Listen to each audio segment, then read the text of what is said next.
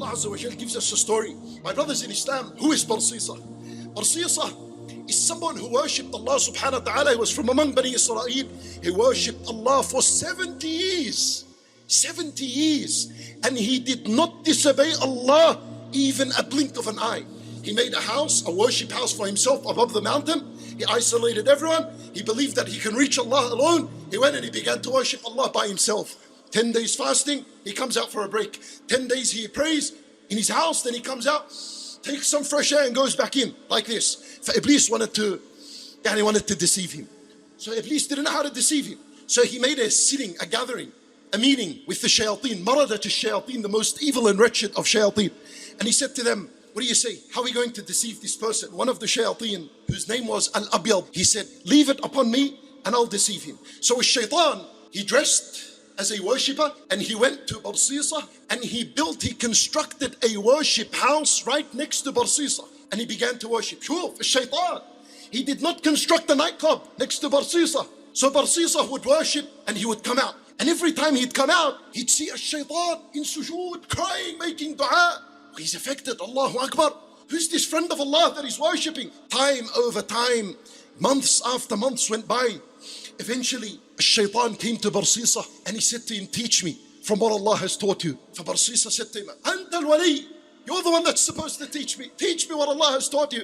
So he said to him, let me teach you something. And he taught him a word of lie, that if it was to be read on someone that is possessed, he'll be cured. Barsisa took this word, where shaitan went down to society and he began to possess the people. Someone is, Allah send him to Shaykh Barsisa. He's got the name, he's got the cure, he's got the solution. They take him to Barsisa. Barsisa would read this word of lie, the shaitan would come out. One person after another, until shaitan realized that Barsisa is in his hand right now. So shaitan went to Iblis and he said to him, I have destroyed this man, khalas. Iblis said, how? But he's still praying, he's still fasting. Until the shaitan, he went and he possessed the most beautiful woman in society. Well, where are we going to send this woman? Take her to Shaykh Barsisa. He's got the word, he's got the solution. Shaykh Barsisa came down. He read, nothing happened. Nothing happened. Shaitan, he said to him, Ya Barsisa, this woman is very bad and she's corrupt and sinful. This name is not going to work on her. Take her to your palace. Let her see from you al-ibadah. Let her worship with you. And then eventually when she makes a tawbah, you read the name, he'll come out. La a'udhu billah. How can I do this? Shaykh Barsisa, you don't fall in the fitna. Anyway, he agreed. Her parents agreed.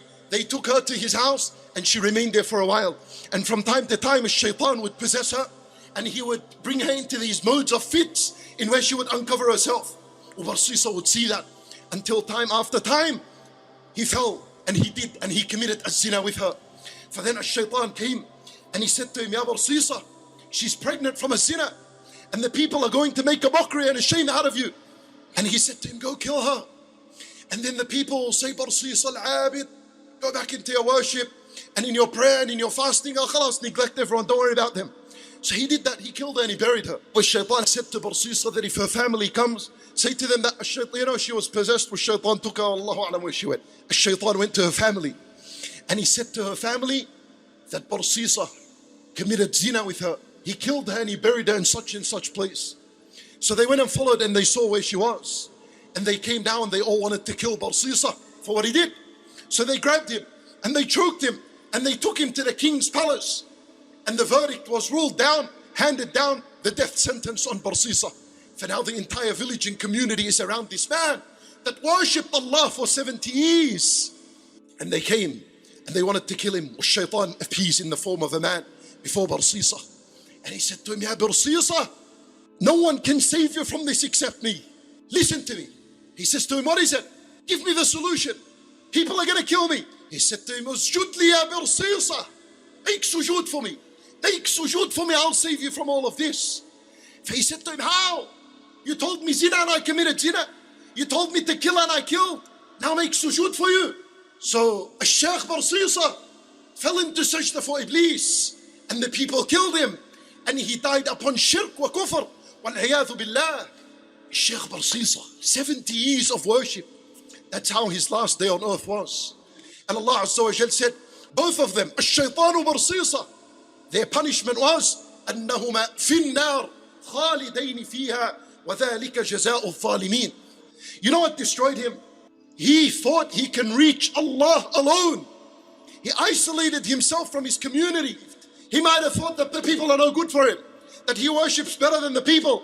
Like some people we have today. Allah, everyone is a kafir. Everyone is misguided. Beware, my